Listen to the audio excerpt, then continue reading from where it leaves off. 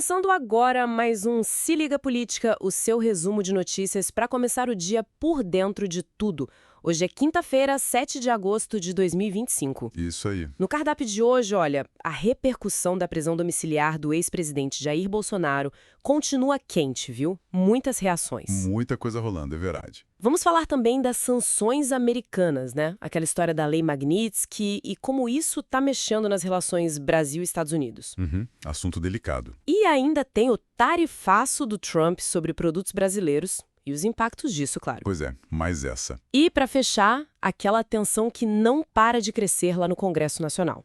O clima tá pesado por lá. Bora entender o que tá pegando então? Vamos lá. Bom, começando pela prisão domiciliar do ex-presidente Bolsonaro, foi determinada pelo ministro Alexandre de Moraes, do Supremo Tribunal Federal. Isso. E a justificativa principal seria o suposto descumprimento de medidas cautelares que já estavam valendo para ele. Que medidas seriam essas? Olha, falam do envio de mensagens para manifestantes, sabe? E também umas publicações que os filhos fizeram nas redes sociais, mostrando ele em eventos, o que, tipo assim, violaria a proibição de usar as redes. Entendi. E alguns setores estão lendo isso como uma estratégia política, né? Para mobilizar os apoiadores dele. Exato. Essa leitura existe sim. Tipo, manter a base acesa, mobilizada. E as reações foram na hora, né? Bem fortes. Imediatas. O líder do Partido Liberal na Câmara, o Sóstenes Cavalcante, por exemplo, falou em ditadura declarada. Usou termos bem pesados, como vingança política. Nossa. E o Nicolas Ferreira postou que várzea. Bem direto. Sim, bem direto. E outros nomes também se manifestaram, né?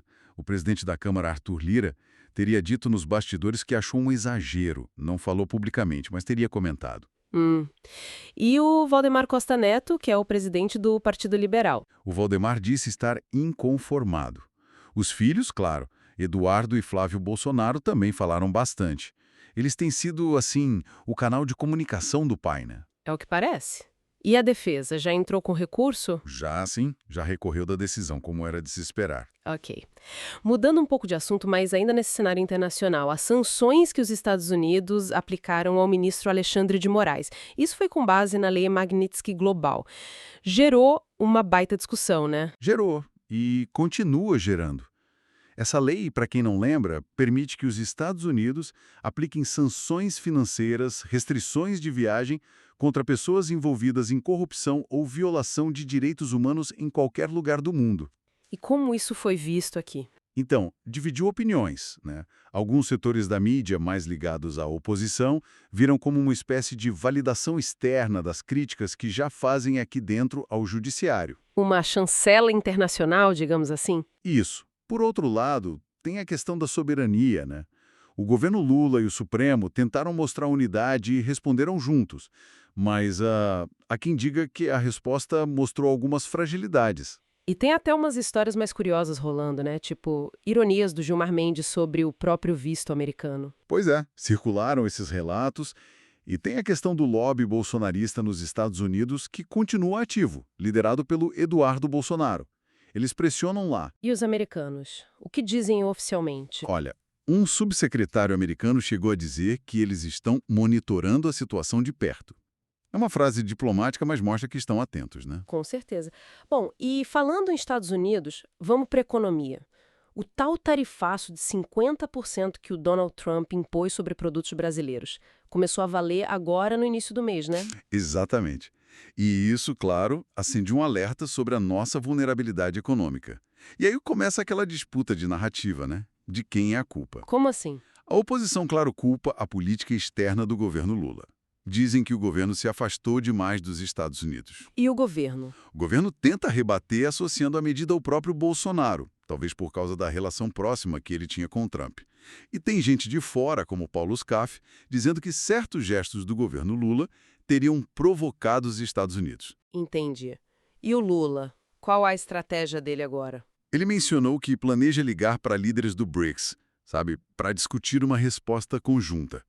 E também voltou a defender a regulação das grandes empresas de tecnologia, as Big Techs. Enquanto isso, alguns governadores estão criticando o governo federal, né? Tarcísio de Freitas, Ratinho Júnior, Ronaldo Caiado. Sim, Eles reclamam de um suposto desinteresse do governo em negociar com os americanos para reverter ou amenizar essas tarifas.